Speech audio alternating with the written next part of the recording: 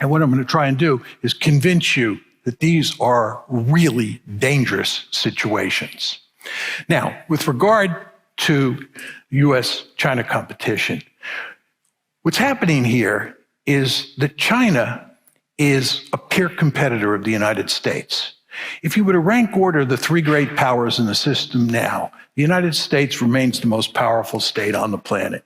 China is a close second, and there's great fear in the United States that they will eventually overtake us. And Russia is a distant third. Russia is a weak great power. There are a number of people who argue it shouldn't even be considered a great power. People should argue that we're in a bipolar world today that involves just the US and China. I don't agree with that. I think Russia is a great power, but it's the weakest of the three great powers. China's a potential hegemon. It's a potential hegemon in Asia. China is growing very powerful. And in international politics, when you grow very powerful, the ideal situation is to dominate your region of the world. It's to be a regional hegemon and to make sure that no other country on the planet, really no other great power on the planet, dominates its region of the world the way you dominate yours. And of course, the paradigmatic example of this is the United States of America. We are the only regional hegemon in the world. We dominate the Western Hemisphere. No American goes to bed at night worrying about any other country in the Western Hemisphere attacking us. Why? Because we are Godzilla. In the international system, you want to be Godzilla, and you want to make sure you're the only Godzilla on the planet. Well, the Chinese have figured this out. The Chinese want to dominate Asia the way the United States dominates the Western Hemisphere. The Chinese know full well what happens to you in international politics when you're weak. They call it the century of national humiliation. It runs from the late 1840s to the late 1940s. They were weak, and when they were weak, they were taken advantage of. You can rest assured that they want to make sure that they are by far the most powerful state in Asia, and you can rest assured that they'd like to get the Americans out beyond the first island chain, out beyond the second island chain, and far away from China. It's the best way to survive in international politics, to be a regional hegemon. And the Chinese are taking all that economic might they have and they're turning it into military might. Now, how are the Americans reacting to this? It's very clear. The Americans do not tolerate other regional hegemons in the system. The 20th century shows this very clearly. The United States played a key role in putting Imperial Germany, Imperial Japan, Nazi Germany, and the Soviet Union on the scrap heap of history. We had no intention of letting any of those four countries dominate either Europe or Asia.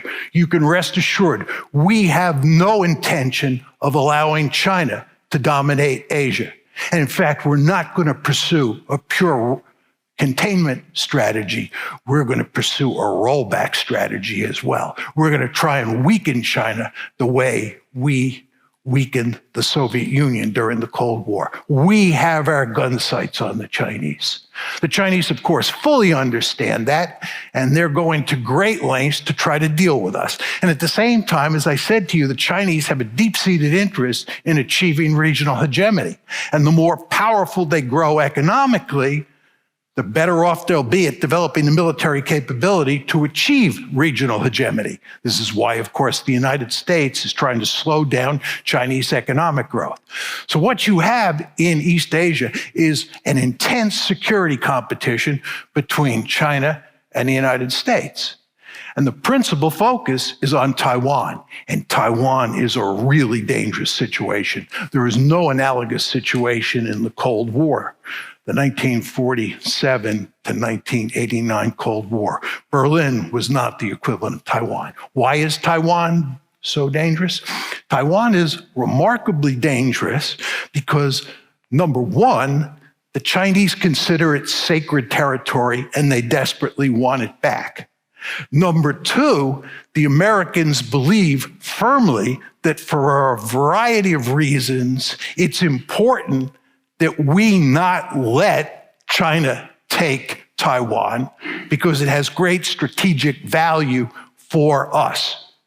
So what's happening here is that the United States is now moving closer and closer to Taiwan.